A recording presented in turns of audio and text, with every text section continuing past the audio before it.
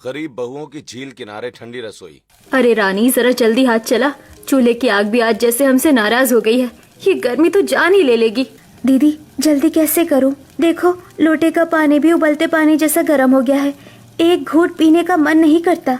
मैं सब्जी काट रही हूँ, लेकिन हाथों से पसीना ही नहीं रुक रहा। लगता है पूरा बदन भीग गया है। दाल में तड़का लगा रही हूँ, लेकिन धुआं इतना भर गया है कि आंखें खुल ही नहीं रही हैं। उफ, ये टीन की छत तो आग बरसा रही है। ऐसे लग रहा है जैसे रसोई नहीं, भट्टी में बैठे हो। खिड़की भी खोल दी, फिर भी हवा का नाम नहीं, बस धुआं ही धुआं है। पसीने से कपड़े तक भीग गए, लेकिन खाना तो समय पर बनाना ही पड़ेगा। कभी कभी सोचती हूँ भगवान किसी को ऐसी रसोई ना दे। तभी टीन की छत का एक टुकड़ा टूटकर चूल्हे के पास गिर जाता है। अरे ये क्या हुआ? हाय राम, छत टूट गई। संभालो, जल्दी संभालो, आग पकड़ लेगी। हटो सब, मैं पानी डालती हूँ। रानी पास रखी बाल्टी उठाकर टूटे हुए हिस्से और चूल्हे के पास पानी डाल देती है। एक दिन यही रसोई हम सबको जिंदा जला देगी। लगता है पहले खाना तैयार होगा या हम सब भूनकर तैयार होंगे। सभी बहुओं के चेहरों पर मजबूरी भरी हल्की सी मुस्कान आ जाती है। तभी बाहर से आवाज आती है, अरे बहुओं, खाना बना रही हो या पूरा घर को धुएं से भर रही हो? बाहर खड़ी पड़ोस की औरतें कमला बुआ की बात सुनकर हंसने लगती हैं। पांचों बहुएं एक दूसरे का चेहरा देखने लगती हैं। किसी की आंखों में जवाब नहीं था, मन में दुख भी था, बेबसी भी थी। कोई कुछ नहीं बोलता है। सब फिर से अपने अपने काम में लग जाती हैं। चलो, अब खाना बन गया। काजल, परिवार को खाना खाने बुला लो। खाना बन गया है, चलिए हाथ मुंह धोकर बैठ जाइए। रसोई से खाना निकालकर बड़े बड़े बर्तनों में रखा जाता है। टीन की छत के नीचे बैठकर सभी खाना खा रहे हैं। गर्मी इतनी ज्यादा है कि हर किसी के चेहरे पर पसीना चमक रहा है। बहुओं के कपड़े भी पसीने से भीग चुके हैं, फिर भी वो बिना रुके सबको रोटी और सब्जी परोस रही हैं। ये रसोई घर अब नहीं चलेगा। आज छत का टुकड़ा गिरा है, भगवान न करे कल को किसी के ऊपर ही गिर जाए तो हम क्या करेंगे? अब कुछ करना ही पड़ेगा। बापूजी, पैसे होते तो कब का बनवा दिया होता। रोज सोचता हूँ कि पहले रसोई ठीक करा दूं, लेकिन घर का खर्च ही पूरा नहीं पड़ता। मेहनत तो सब करते हैं, लेकिन कमाई से पहले जरूरतें खड़ी हो जाती हैं। कभी कभी बच्चों की फीस, कभी दवा, कभी राशन, कुछ बचता ही नहीं। बस जैसे तैसे दिन निकल रहे हैं। लेकिन बापूजी सही कह रहे हैं, इस रसोई में अब डर लगने लगा है। तभी बाहर से कमला बुआ घर के अंदर आती हैं। वो चारों तरफ नजर घुमाकर टूटी हुई दीवारों और टीन की पुरानी छत को देखती हैं। उनके चेहरे पर हल्की सी मुस्कान आ जाती है। अरे वाह, इतना बड़ा परिवार और रसोई देखो, इससे अच्छा तो मुर्गी का दड़बा होता है। बाहर खड़े कुछ पड़ोसी उनकी बात सुनकर हंसने लगते हैं। घर के अंदर एक पल के लिए सन्नाटा छा जाता है। पांचों बहुएं बिना कुछ बोले चुपचाप बर्तन समेटने लगती हैं। काजल धीरे से रानी के पास आती है और उसके कान में फुसफुसा कर बोलती है, अगर तानों से पेट भरता ना तो हमारे घर में चूल्हा जलाने की जरूरत ही नहीं पड़ती। चुप, कोई सुन लेगा। रानी अपनी हंसी रोकने की पूरी कोशिश करती है। उसे देखकर सीमा, पूजा और गीता के चेहरों पर भी मजबूरी भरी हल्की मुस्कान आ जाती है। मजाक अपनी जगह है, लेकिन इस रसोई की हालत देखकर अब सच में मन घबराने लगा है। आज फिर छत झड़ रही है। अब देर की तो बहुत बड़ा नुकसान हो जाएगा। तभी अचानक टीन की छत का एक और हिस्सा धूल की तरह चूर चूर होकर नीचे गिरने लगता है। बारीक धूल पूरे घर में फैल जाती है। सभी की मुस्कान एक पल में गायब हो जाती है। हर कोई घबराकर छत की ओर देखने लगता है। घर में फिर से डर और चिंता का माहौल छा जाता है। अगले दिन सुबह से ही मौसम बदल जाता है। कुछ ही देर में आसमान काले बादलों से ढक जाता है।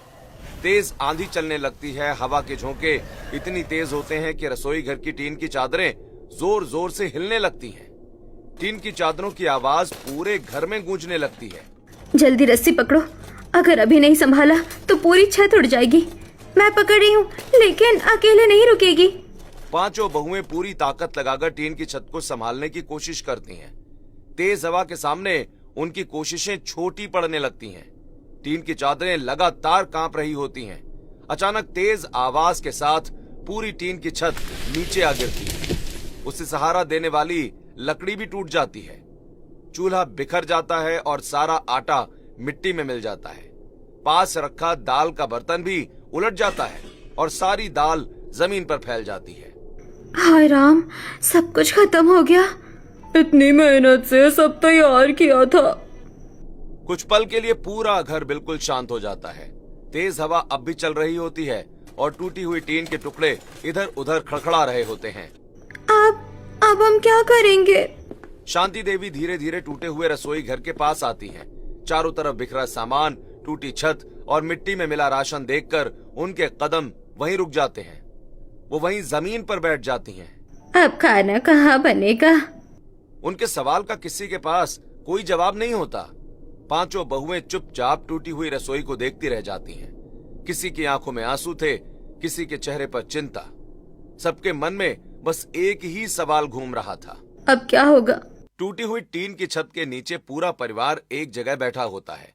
चारों तरफ बिखरी लकड़ियां, मिट्टी में मिला आटा, उल्टी पड़ी दाल की हांडी और टूटी हुई रसोई सबकी मजबूरी बयां कर रही होती है। किसी के चेहरे पर चिंता थी तो किसी की आंखों में आने वाले कल की फिक्र। इस रसोई को जैसे भी हो अब ठीक करवाना ही पड़ेगा। रोज रोज इस डर में नहीं जी सकते कि कब छत गिर जाए। बापूजी, मन तो हमारा भी यही है, लेकिन हमारे पास इतने पैसे नहीं है कि नई छत डलवा सके।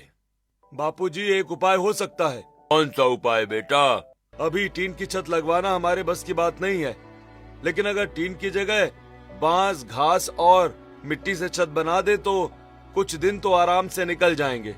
बरसात और धूप से भी थोड़ा बचाव हो सकता है। हाँ, बात तो सही है। गांव में पहले भी ऐसे ही छप्पर बनते थे और सालों तक चलते थे। अभी पैसे नहीं है तो जितना हो सके उतने में ही काम चलाना पड़ेगा। बाद में पैसे जुटेंगे तो पक्की छत बनवा लेंगे। तो फिर तय रहा, कल सुबह से ही हम सब छप्पर बनाने के काम में लग जाते हैं। जितना अपने हाथों से कर सकेंगे उतना करेंगे। हाँ, मेहनत अपनी होगी तो खर्च भी कम आएगा। मिलकर काम करेंगे तो काम जल्दी भी पूरा हो जाएगा। पांचों भाई एक दूसरे की तरफ देखते हैं और सहमति में सिर हिला देते हैं। पहली बार सबके चेहरों पर हल्की सी उम्मीद दिखाई देती है। हाँ, मुझे भी यही ठीक लगता है। अभी हमारे पास दूसरा कोई रास्ता भी नहीं है।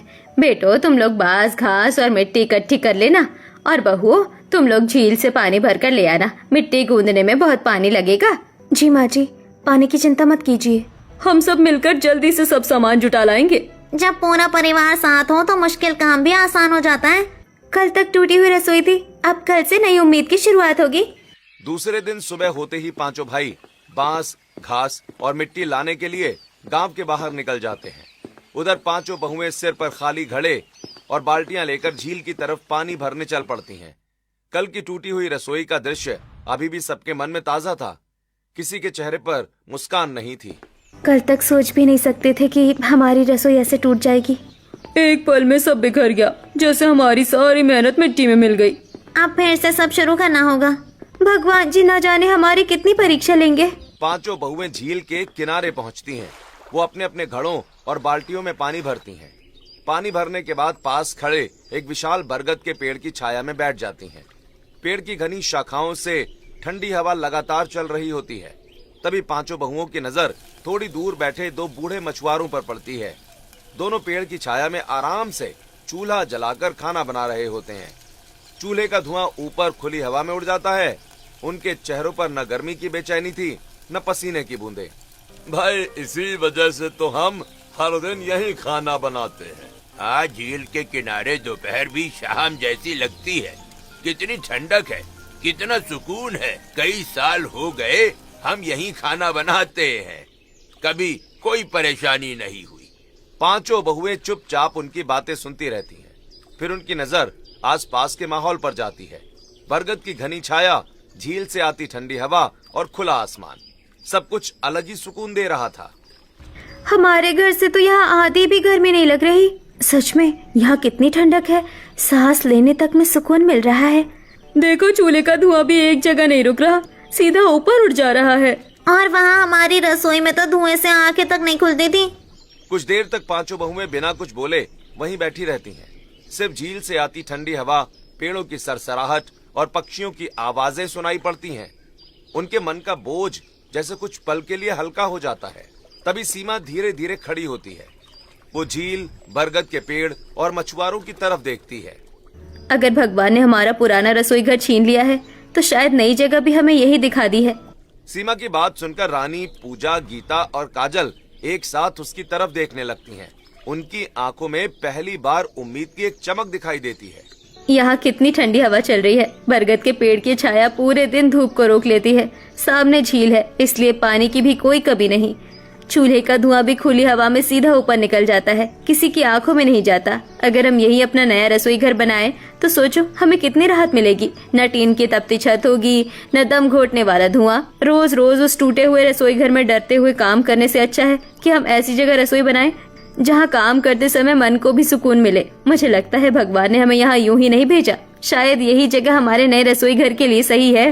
बात तो आपकी बिल्कुल सही है दीदी, लेकिन क्या माँ जी मानेंगी? गांव वाले भी ना जाने क्या क्या कहेंगे। माँ जी को समझा लेंगे। जब उन्हें पता चलेगा कि यहाँ हम सब सुरक्षित रहेंगे और आराम से खाना बना सकेंगे, तो वो भी जरूर मान जाएंगी। वैसे भी अब फैसला हो ही चुका है। उस टूटी हुई रसोई को बार बार जोड़ने से क्या फायदा?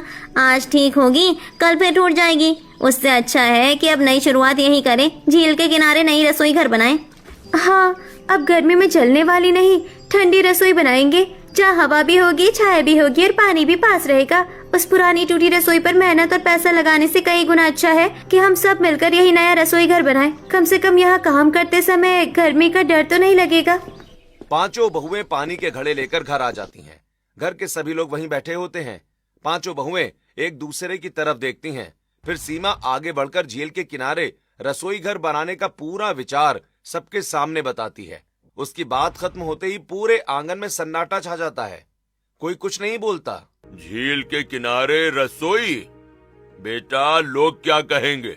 पूरे गांव में हमारी ही चर्चा होगी। हमारे इतने बदनामी कम है क्या जो तुम लोग और बदनामी करवाना चाहती हो? आज तक किसी ने झील के किनारे रसोई बनाई है क्या? बात तो नई है, समझ नहीं आ रहा कि क्या करें। देखो, जगह तो अच्छी है, लेकिन गांव वाले इसे कैसे लेंगे, चिंता यही है। तभी कमला बुआ घर में आती हैं। अंदर आते ही उनकी नजर पूरे परिवार पर पड़ती है। वो कुछ पल चुपचाप खड़ी रहकर सारी बातें सुन लेती हैं। फिर उनके चेहरे पर ताने भरी मुस्कान फैल जाती है। अरे वाह, अब तो बहुए घर छोड़कर झील के किनारे होटल खोलेंगी। लगता है पूरे गांव को वही खाना खिलाया जाएगा। कमला बुआ की बात सुनकर बाहर खड़ी कुछ पड़ोस की औरतें जोर जोर से हंसने लगती हैं। लोग बोलेंगे तो बोलने दो, अब हम आग जैसी रसोई में नहीं जलेंगे। जब हमारी रसोई आग की तरह तपती थी, तब कोई हमारी तकलीफ देखने नहीं आया। जब टीन की छत गिर रही थी, तब किसी ने हमारी मदद नहीं की। अब हम सिर्फ इस डर से अपनी जिंदगी मुश्किल नहीं बनाएंगे कि लोग क्या कहेंगे। दीदी सही कह रही है, हमें दूसरों की बातों से ज्यादा अपने परिवार की सुरक्षा देखनी चाहिए। हम हर दिन धुएं और गर्मी में नहीं जी सकते, अब हमें बदलना ही होगा। पहली बार पांचों बहुएं एकजुट होकर अपनी बात पर अडिग खड़ी थीं। उनके चेहरों पर डर नहीं, बल्कि आत्मविश्वास दिखाई दे रहा था। पूरे कमरे में फिर से गहरा सन्नाटा छा गया। पांचों भाइयों ने एक दूसरे की तरफ देखा। उन्होंने पहले कभी अपनी पत्नियों को इतनी मजबूती से अपनी बात रखते नहीं देखा था। चलो चलो बहनों, इनके घर का तमाशा तो कभी खत्म होने वाला नहीं है। आज नया रसोई घर, कल पता नहीं क्या नया तमाशा देखने को मिलेगा। कमला बुआ और उनके साथ आई औरतें हंसते हुए वहां से चली जाती हैं। कमरे में फिर सिर्फ परिवार के लोग रह जाते हैं। पांचों बहुएं अब भी अपने फैसले पर अटल खड़ी थीं और पूरा परिवार गहरी सोच में डूबा हुआ था। अगली सुबह सूरज निकलने से पहले ही पांचों बहुएं चुपचाप घर से निकल पड़ती हैं। उनके कदम सीधे झील के किनारे पहुंचते हैं। चारों तरफ नजर दौड़ाकर वो काम में लग जाती हैं। जहां जहां टूटे हुए बांस पड़े थे, उन्हें उठाकर एक जगह इकट्ठा करने लगती हैं।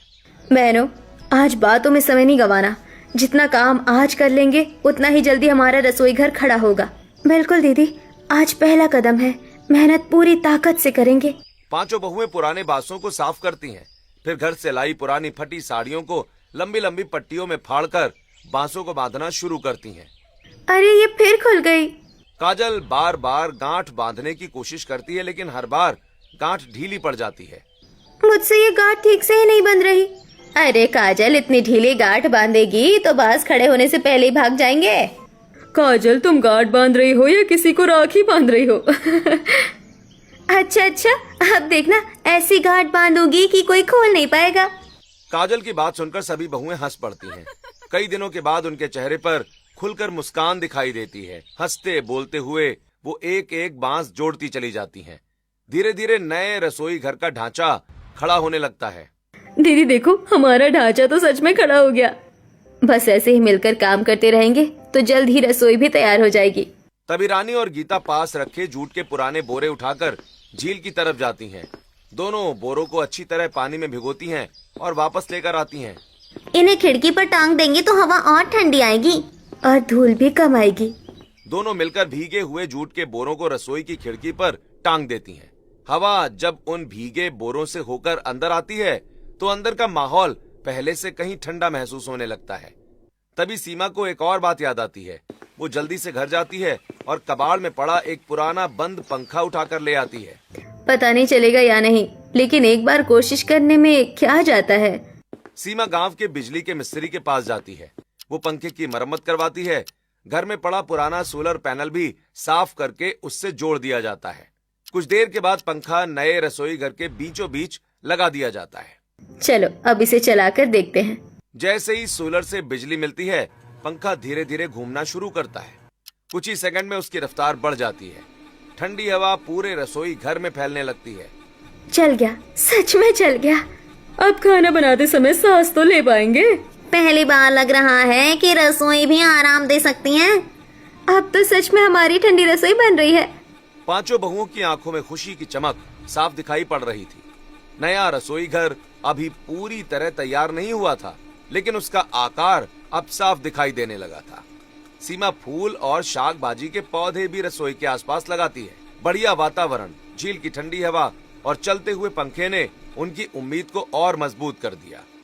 थोड़ी दूर खड़ी कमला बुआ ये सब देख रही थीं। उनके चेहरे पर फिर वही ताने भरी मुस्कान आ गई। और देखो देखो, ये गरीब क्या कर लेंगे। गरीब तो गरीब है और गरीब ही रहेंगे। ऐसे टुकड़ों को जोड़ने से कोई महल नहीं बन जाता। कमला बुआ की हंसी दूर तक गूंजती रही, लेकिन इस बार पांचों बहुओं ने उनकी बात पर ध्यान ही नहीं दिया। अगली सुबह पांचों बहुएं राशन का सामान, आटा, दाल, सब्जियां और मसाले लेकर झील के किनारे बने अपने नए रसोई घर में पहुंचती हैं। चलो बहनों, आज हमारी नई रसोई की पहली सुबह है। आज तो काम करने का मन भी अलग ही कर रहा है। सीमा चूल्हे में आग जलाती है। धीरे धीरे लकड़ियां सुलगने लगती हैं। कुछ ही देर में चूल्हा जल उठता है। धुआं बंद कमरे में भरने के बजाय खुली हवा में ऊपर उठकर दूर चला जाता है। झील से आती ठंडी हवा पूरे रसोई घर में घूम रही होती है। देखो, आज धुआं आंखों में बिल्कुल नहीं लग रहा। और देखो, एक बूंद भी पसीना नहीं आ रहा। लगता है सच में अब हमारी ठंडी रसोई बन गई। पांचों बहुएं एक दूसरे की तरफ देखती हैं और मुस्कुरा देती हैं। उनके चेहरों पर कई दिनों के बाद सच्ची खुशी दिखाई दे रही थी। कोई आराम से रोटियां बेल रही थी, कोई सब्जी बना रही थी, कोई दाल चला रही थी। तवे पर पड़ते ही रोटियां फूलने लगती हैं। दाल में तड़का पड़ते ही उसकी खुशबू चारों तरफ फैल जाती है। हवा उस खुशबू को पूरे झील के किनारे तक ले जाती है। तभी पूरा परिवार धीरे धीरे वहां पहुंच जाता है। सभी नई रसोई को हैरानी से देखने लगते हैं। अरे वाह, यहाँ तो सच में कितना सुकून है। हाँ, इतनी खुली हवा में खाना बन सकता है, हमने कभी सोचा ही नहीं था। शांति देवी धीरे धीरे रसोई के अंदर आती हैं। वो चारों तरफ नजर दौड़ाती हैं। ठंडी हवा उनके चेहरे को छूती है। पहली बार वो बिना पसीना बहाए आराम से बैठ जाती हैं। अरे यहाँ तो सचमुच कितने ठंडक है। सीमा गर्मा गर्म रोटी बनाकर शांति देवी की थाली में रखती है। शांति देवी रोटी का पहला टुकड़ा तोड़ती हैं। कुछ पल तक चुपचाप बैठी रहती हैं। उनके चेहरे पर कई भाव एक साथ दिखाई देते हैं। फिर उनकी आंखें धीरे धीरे नम हो जाती हैं। शायद इस बार मेरी बहू सही थी। हमने बिना सोचे इनके फैसले का विरोध किया, लेकिन उन्होंने पूरे परिवार की भलाई के बारे में सोचा। शांति देवी के चेहरे पर हल्की सी मुस्कान आ जाती है। बहुएं माँ जी के चेहरे की मुस्कान देखकर मुस्कुरा देती हैं। धीरे धीरे यही नई रसोई पूरे परिवार की रोजमर्रा की जिंदगी का हिस्सा बन गई। हर सुबह पांचों बहुएं झील के किनारे आती, हंसते बोलते और पूरे परिवार के लिए खाना तैयार करते। कुछ ही दिनों में गांव के लोगों ने भी इस नई रसोई की चर्चा शुरू कर दी। अगली सुबह रोज की तरह पांचों बहुएं झील के किनारे बने अपने रसोई घर में खाना बना रही होती हैं। थोड़ी दूर खड़ी कमला बुआ ये सब देख रही थी। उनके चेहरे पर मुस्कान नहीं बल्कि जलन साफ दिखाई दे रही थी। कल तक जिनके घर में रोटी बनाना भी मुश्किल था, आज पूरे गांव में उन्हीं की तारीफ हो रही है। हर कोई बस इन्हीं की बातें कर रहा है। कमला बुआ इधर उधर देखती हैं। तभी पास से एक आदमी गुजरता है। वो उसे धीरे से अपने पास बुलाती हैं। सुन, आज रात चुपचाप झील के किनारे आ जा। उनकी बॉस वाली रसोई की गांठें ढीली कर देना। सुबह तक पूरी रसोई अपने आप गिर जाएगी। फिर देखते हो कैसे बनाती है ठंडी रसोई। वो आदमी चुपचाप सिर हिलाता है और वहाँ से चला जाता है। रात और गहरी होती है। पूरा गांव सो चुका होता है। चारों तरफ सन्नाटा फैला होता है। वही आदमी दबे पांव झील के किनारे बने रसोई घर के पास पहुंचता है। वो इधर उधर देखकर ये पक्का करता है कि कोई उसे देख तो नहीं रहा। वो धीरे से झुककर बांस की गांठ खोलने लगता है। जैसे ही वो पहली गांठ ढीली करता है, तभी पास की झाड़ियों के पीछे बैठे कुत्ते जोर जोर से भौंकने लगते हैं। रात के सन्नाटे में कुत्तों की आवाज दूर तक गूंज जाती है। पांचों भाई जग जाते हैं। अरे कौन है वहाँ? अरे कौन घूम रहा है? जल्दी चलो, झील की तरफ से आवाज आ रही है। कोई रसोई के पास है। अरे पकड़ो, भागने मत देना। पांचों भाई दौड़ते हुए झील की तरफ पहुंचते हैं। उन्हें अपनी तरफ आता देखकर वो आदमी घबरा जाता है। वो अंधेरे का फायदा उठाते हुए भाग निकलता है। पांचों भाई उसके पीछे दौड़ते हैं, लेकिन वो हाथ नहीं आता। सुबह होते ही पांचों बहुओं को रात की पूरी घटना के बारे में पता चलता है। वो रसोई घर के पास पहुंचकर खुली हुई गांठ को देखती हैं। कुछ पल के लिए सब एक दूसरे का चेहरा देखने लगती हैं। कोई हमारी रसोई गिराना चाहता था। हमने किसी का क्या बिगाड़ा है? लोगों को हमारी खुशी भी बर्दाश्त नहीं हो रही। अगर हमारी मेहनत से किसी को जलन हो रही है तो समझ लो हम सही रास्ते पर हैं। मेहनत करने वालों को रोकने की कोशिश हमेशा होती है, लेकिन मेहनत कभी हारती नहीं। तो अब हम इसे और भी मजबूत बनाएंगे। उसी दिन पांचों बहुएं और पांचों भाई मिलकर रसोई घर को पहले से भी ज्यादा मजबूत बनाने में लग जाते हैं। वो बांसों के नीचे बड़े बड़े पत्थर गाड़ देते हैं। सभी गांठों को दोबारा कसकर बांध देते हैं और पूरे ढांचे को अच्छी तरह जांचते हैं। अब इसे गिराना इतना आसान नहीं होगा। अब हमारी रसोई पहले से भी ज्यादा मजबूत हो गई है। थोड़ी दूर खड़ी कमला बुआ ये सब देख रही थीं। उनकी योजना पूरी तरह नाकाम हो चुकी थी। वो गुस्से में अपने दांत पीसती रह गईं। सामने खड़ी मजबूत रसोई उन्हें बार बार यही एहसास दिला रही थी कि मेहनत और एकता को तोड़ना इतना आसान नहीं होता। दोपहर का समय होता है। झील के किनारे बनी नई रसोई में खाना तैयार हो चुका होता है। पूरा परिवार बरगद के पेड़ की ठंडी छाया में बैठकर साथ में खाना खा रहा होता है। झील से आती ठंडी हवा पूरे माहौल को सुकून से भर रही होती है। न धुएं की घुटन थी, न टीन की छत की तपिश। कई दिनों बाद पूरा परिवार चैन से बैठकर भोजन कर रहा था। वाह, बिना पसीना बहाए आराम से खाना खा रहा हूँ। ऐसा सुकून तो बरसों से नहीं मिला था। सच कहूँ बापूजी, मैंने कभी सोचा भी नहीं था कि खाना खाते समय भी इतनी ठंडी हवा मिल सकती है। अब समझ में आ रहा है कि इन लोगों ने ये जगह क्यों चुनी। पहले तो रसोई के पास जाते ही गर्मी से दम घुटने लगता था। यहाँ बैठते ही मन शांत हो जाता है। हाँ, और धुआं भी नहीं, घुटन भी नहीं। खाना भी आराम से बन रहा है और खाने में भी मजा आ रहा है। सबसे अच्छी बात यह है कि अब हमारी बीवी को उस आग जैसी गर्म रसोई में घंटों खड़ा नहीं रहना पड़ता।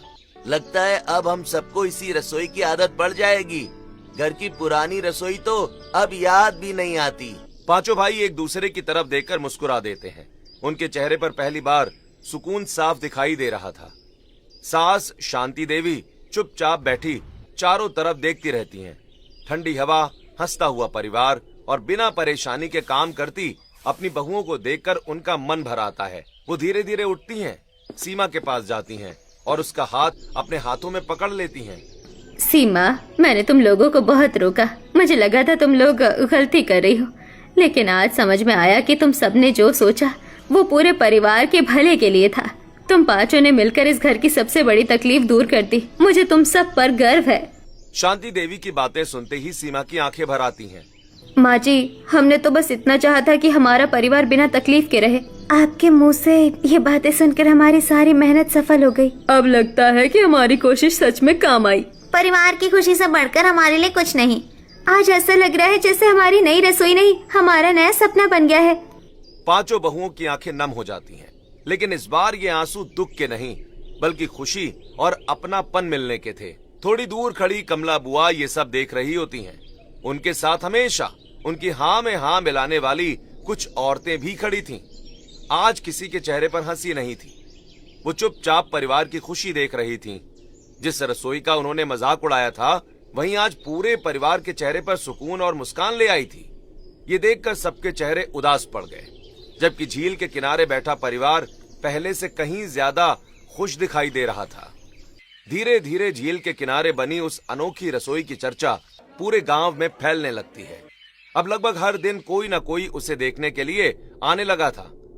कुछ गांव वाले रसोई की खिड़की पर टंगे भीगे हुए जूट के बोरों को बड़े ध्यान से देखते हैं। कुछ लोग बांस से बने पूरे ढांचे को देखते हुए उसकी मजबूती पर हैरान हो जाते हैं। अरे ये भीगे बोरे क्यों टांग रखे हैं? अरे वाह, हवा तो सच में ठंडी होकर अंदर आ रही है। बिना पैसे खर्च किए कितना अच्छा उपाय ही निकाला है। कुछ लोगों की नजर ऊपर लगे सोलर पैनल और उससे चलते पंखे पर जाती है। अरे ये पंखा बिजली के बिना कैसे चल रहा है? घर में पुराना सोलर पैनल पड़ा था, उसे ठीक करवाकर पंखे से जोड़ दिया। बस उसी से काम चल रहा है। सच में इतनी गरीबी में भी इतना अच्छा जुगाड़ कर लिया। सोच अच्छी हो तो रास्ता अपने आप निकल जाता है। अकल हो तो गरीबी भी रास्ता नहीं रोक सकती। तुम लोगों ने ये बात सच करके दिखा दी। कुछ औरतें रसोई के आसपास लगे छोटे छोटे पौधों को देखकर भी खुश होती हैं। देखो, इन्होंने रसोई के चारों तरफ पौधे भी लगा दिए हैं। कुछ दिनों में और ठंडक हो जाएगी। जगह भी सुंदर लगने लगी है। पांचों बहुएं विनम्रता से मुस्कुरा देती हैं। उनकी मेहनत की तारीफ सुनकर उनके चेहरे पर संतोष झलकने लगता है। लेकिन कमला बुआ अभी भी हार मानने को तैयार नहीं थी। उन्हें लोगों की तारीफ बिल्कुल अच्छी नहीं लग रही थी। जो भी आदमी रसोई देखने आता, कमला बुआ उसे तरह तरह की बातें करने लगती। अभी तो सबको बड़ा अच्छा लग रहा है, जरा बरसात आने दो, सबसे पहले यही रसोई बहेगी, तब समझ आएगा कि ऐसे जुगाड़ कितने दिन चलते हैं। हो सकता है बारिश में दिक्कत तो आए, पता नहीं टिक पाएगी या नहीं। लेकिन अभी तक तो सब ठीक चल रहा है, आगे का देखा जाएगा। कुछ लोग कमला बुआ की बात मान लेते हैं तो कोई चुप रहता। बुआ की बातों का पांचों बहुएं कोई जवाब नहीं देती। एक दिन दोपहर के समय लू बहुत तेज चल रही होती है।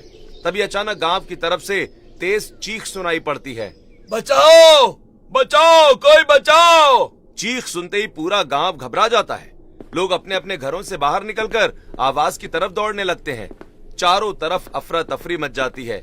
जिस घर से सबसे ज्यादा ताने सुनने को मिलते थे, आज उसी घर में नहीं बल्कि कमला बुआ के घर में आग लग गई होती है।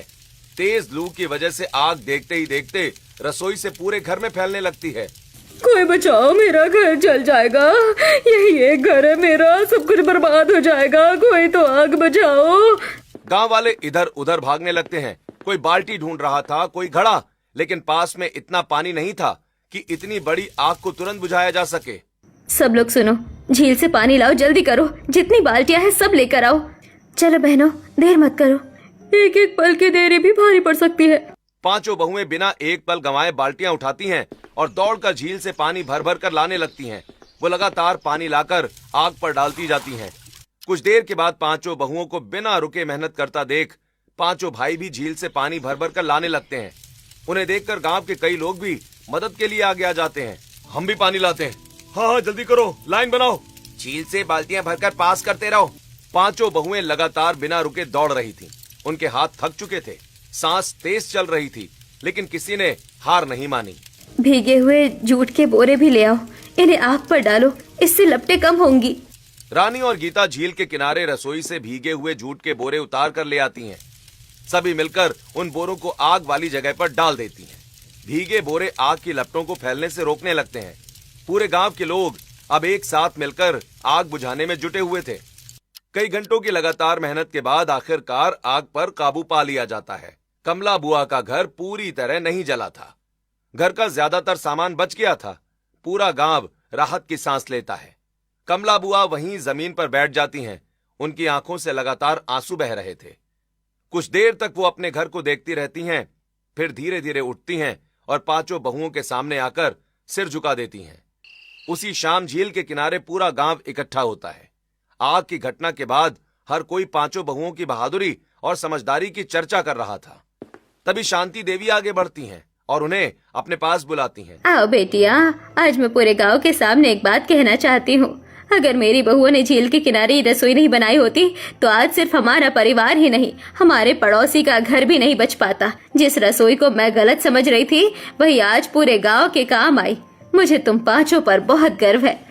भाई हम गरीब जरूर हैं, लेकिन आज मुझे समझ आ गया कि इंसान गरीब हो सकता है लेकिन उसकी सोच गरीब नहीं होनी चाहिए। मेरी बहुओं ने हमें सिखाया है कि समझदारी और मेहनत से बड़ी परेशानी का भी हल निकाला जा सकता है। बापू जी सही कह रहे हैं। आज हमें भी अपनी पत्नियों पर गर्व है।